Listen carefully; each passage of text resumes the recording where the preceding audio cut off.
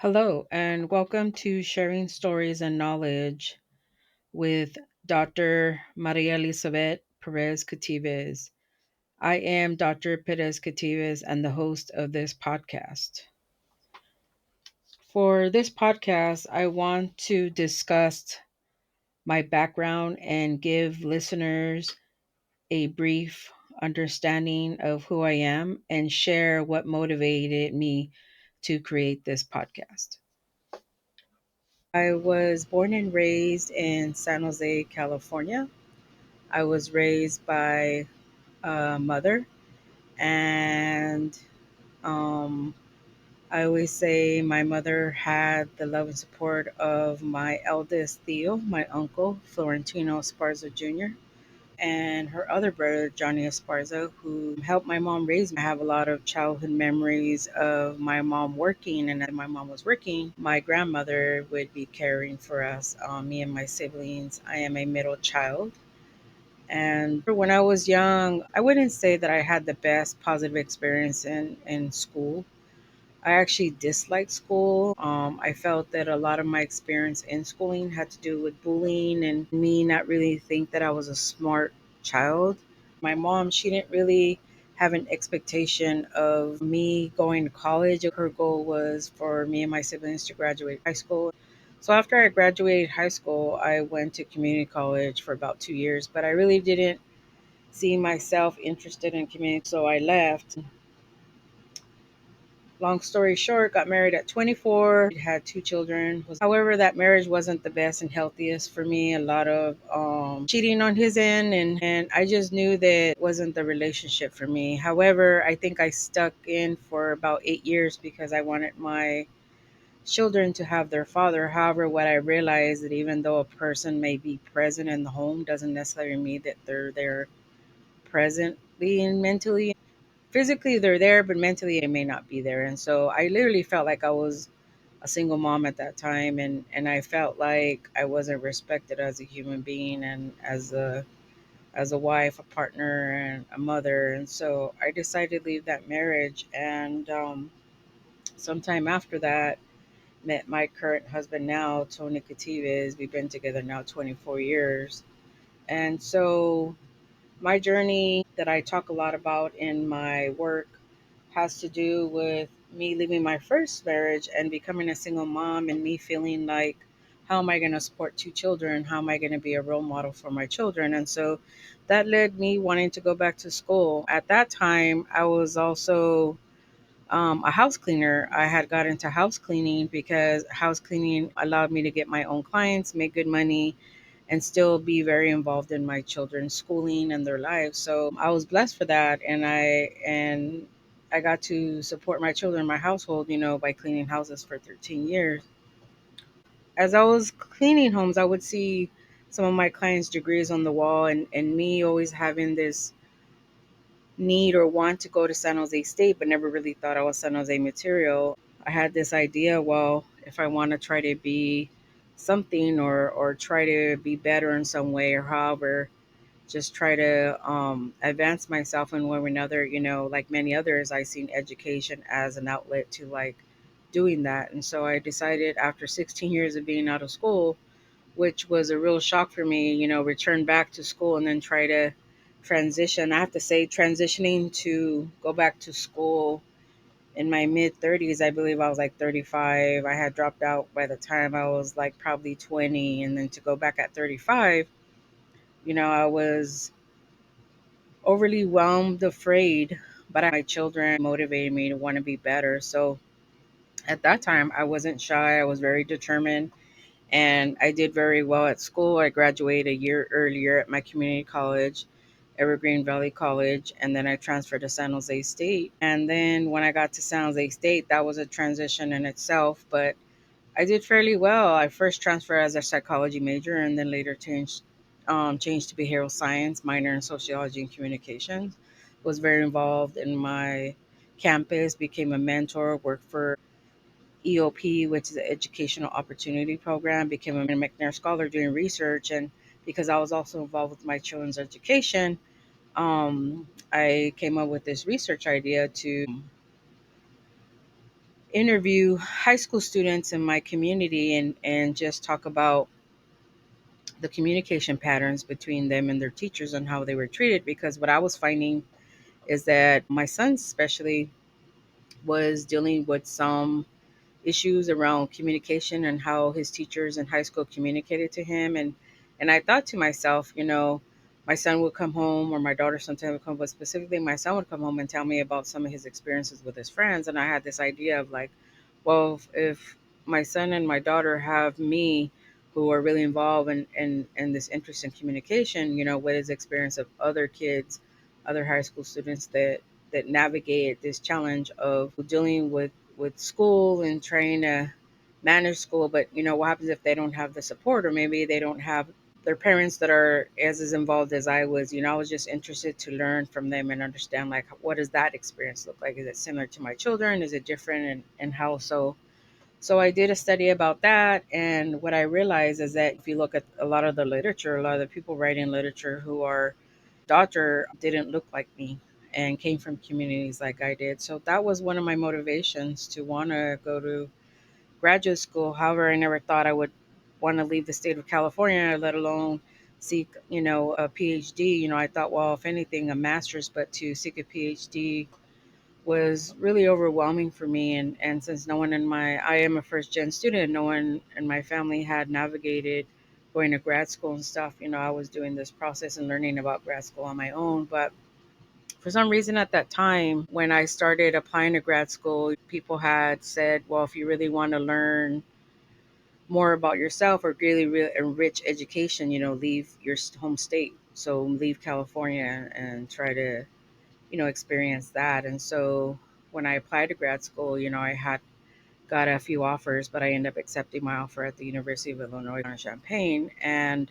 I knew I was going to go away. And I had a mother who really didn't understand when I wanted to go back to school. She was like, "Why are you going back to school? You need to work, you need to support yourself." And I really understand now her thinking, her upbringing, how that affected her, what her mentality was. But in my mind, I didn't want to just keep cleaning houses. I wanted my kids to get an education, advance their education, have opportunities, or just, search and navigate life. And in order for them to do that, I felt like I had to go back to school and understanding myself so that I could help and encourage them. So that was really the motivation for me doing it. And I was really good at it. And when I decided, when I graduated San Jose State in 2012, my son he was in his senior year of high school, and I didn't want to leave out of state and miss his last year of school. So I um, had a gap year between 2012 and 2013. I decided to apply in fall of 2012 to start grad school in 2013. So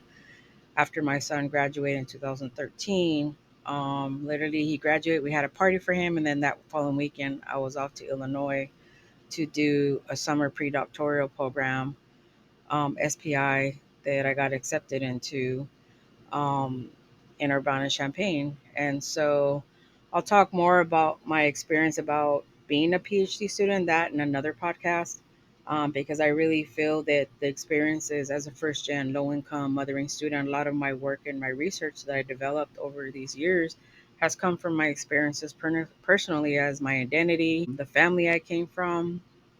And so, really, my goal is to share my story so that others could, benefit from it, or learn from it, or process from it, however, in any way it helps them and stuff. But yeah, but once I went to grad school, again, did fairly well, very determined, managed to finish my master's and all my PhD coursework and two exams within 4 years, and became a PhD candidate by fall of 2017. Unfortunately, my mom did pass away in July of 2016, which, if anyone has ever lost a parent, that is an intense process and very, very hard. And one of my fears was, I did feel some guilt in leaving California, because after I told my mom, she was very upset that I was leaving and then taking my daughter with her, which at that time she was going to be in eighth grade. And then Jose was starting his first year in college at San Jose State when I left. And when I told her, she really made me feel like like I was being a bad mom. Um, I share this with others, but my mom stopped talking to me for about a year because she just couldn't understand why I was leaving and why I was taking Savannah with me, and she just didn't understand why I wanted to advance my education more, and stuff. So, but yeah, it was hard, the transition, and again, there's so much I could talk more about that. But my transition to Illinois was hard. Moving away, from family was difficult. I moved to Illinois. It was Midwest state. It's cold. They snow. I experienced so much, but I'm grateful for everything that I learned and went through, because I feel that it had enriched my life in one way or another. And being there, but the commute from Illinois to California was intense. Urbana Champaign is about 2.5 hours, 3 hours from Chicago, and so I would have to take a bus or drive up to Chicago to fly home, out of the airport there. And that travel for many years, was very intense for me, and difficult and costly. And so after I graduated, navigated in the middle of that, the pandemic hit also. And so my eldest uncle, who helped raise me, was diagnosed in 2019 with Alzheimer's. And I was um, in the middle of trying to figure out how to care for him. So in 2018, my daughter graduated high school and she moved back to California and went to Fresno State. And so there was just a lot of change, a lot of transition. And again, these are a variety of topics that I plan to talk about in my podcast. These are a lot of topics and things that I like to talk about with my colleagues and friends that I'm going to actually they're going to be joining me with different podcasts, because I really feel that one thing I find really powerful for me and what has helped me navigate just living in general, but then also succeeding with my life personally, and then my mental, my physical health, and whatnot in my career has been with having mentorship, right? Having guidance from others, but then also challenges. But then how do you work through these challenges? And then learning so much about higher ed. My PhD, I received it in the College of Education in EPO, which is Educational Policy Organization and Leadership. And so my master's and PhDs are both studying education as an organization and system, K through 12 and higher ed. But my concentration is in social science and policy and higher education. I got two concentrations. So I've studied education in the US educational system from the beginning, historically to present, and with the emphasis also with students' identities and from a critical intersectional perspective. And so I was very interested in first generation, non traditional student experiences, women, students of color, adult learners, people who that don't go to this transitional education, which is you go to high school, you go straight to college, you finish your degrees. I feel that my life and my journey has always been very non-traditional, has never been traditional, which means is it's never been how it's promoted by society, right? That you grow up, you go to school, you go to college, you graduate college, you get married, you have family, and blah blah blah, and Cinderella story. For me, my story has always been different. As a young person, I've always felt that I've always been different from others, and for a long time, I always felt like, what's wrong with me? Why am I so different to other people? But what I have learned is, being different is good. It's a positive thing, and I embrace that now. And I love that I'm different. And I love that, even though as challenging as it can be, like, I love the fact that my experiences in navigating the world in my life has always been very unique. It sometimes does feel isolating. It sometimes does feel like I'm by myself, like I'm navigating by myself, but at the same time, I've always had individuals who are willing to share their stories and be vulnerable and tell me about their life. I remember being a little girl and sitting at the table hearing my mom and my tío Tino talking, and me helping them make tamales, around Christmas time. I remember being 16 years old and having a friend, in their 20s and 30s. They were married and going through that, and they would share things like that. And I remember just always learning from other people. And so I think there's power in that when it comes to storytelling and people sharing stories. And I think there's power in listening, and there's power in learning from stories. And then there's also power and having conversations with people. I think that reflection and reflecting on who you are and your growth and my spirituality has been a journey. I started working on my spirituality when I had my daughter, and so she's now going to be 25 this October.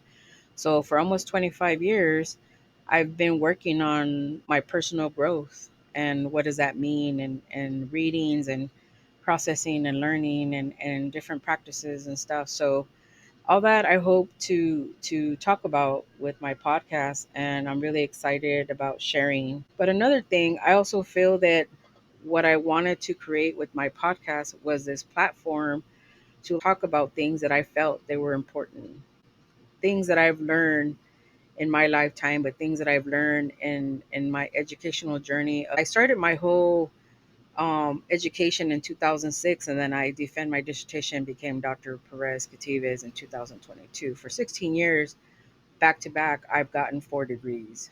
And so I've learned so much. I think that there's this hidden curriculum in higher education that I feel only certain people have access to some certain knowledge and experiences, especially if you come from families that have historically in your family have gotten degrees. For individuals like myself who don't come from that, you're learning. I am the cycle breaker in my family that has gotten, all these degrees, who's gotten this knowledge, and who wants to change historical trauma in my family and try to be better for my children, but also better for myself.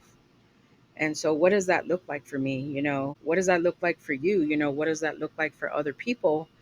And again, where do you process? Like, how do you learn? Like, how do you deal with certain experiences, and how do you carry it?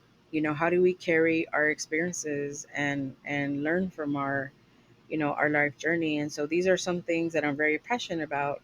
And in all honesty, when I was in grad school, I was very competitive, and I thought, when I'm done with my PhD, I wanted to be a professor, and I love teaching. But I've learned so much about higher education. There's this hierarchy of how things are run in higher ed, and I disagree with a lot of that. And unfortunately, it has caused me to change how I share knowledge. At first I thought, well, I want to be a professor because I want to help students, and then I being on the job market and navigating, life after the PhD, I've learned to be like, hey, my journey has never been one way. And so I thought, well, you know what, if I have this passion to share knowledge with people, and I have this passion to talk about certain topics, why is it I need to work for a university, or why is it I need to have a position with the university or a program or an organization for me to share my experiences? And so part of my effort of reclaiming myself, but reclaiming my story, reclaiming my power, reclaiming what I want to talk about and what's the value of what is talked about. Those of us in higher ed, why are only certain things published by certain, scholars? Why is that we don't have more women of color, people of color publishing things that are meaningful? I feel that storytelling and telling your testimonial on, art, and there's so many different ways of how one can share one's stories and experiences from the families and communities that we come from. And so one way of me doing that was through this podcast. And so this platform for me to share my knowledge and my stories with an audience, but then also to invite others, right, to engage in conversation so that they can also share their thoughts, their knowledge, passion, and stories with others. And so I'm really excited. I look forward to talking more on the podcast, and I have my website where all the podcasts are going to be available. But yeah, feel free to check out my webpage, which is maryelizabethperezquetives.com, and read about a lot of my work and scholarship. And feel free to contact me with any questions. I look forward to talking more with you, and I appreciate you for listening. And thank you.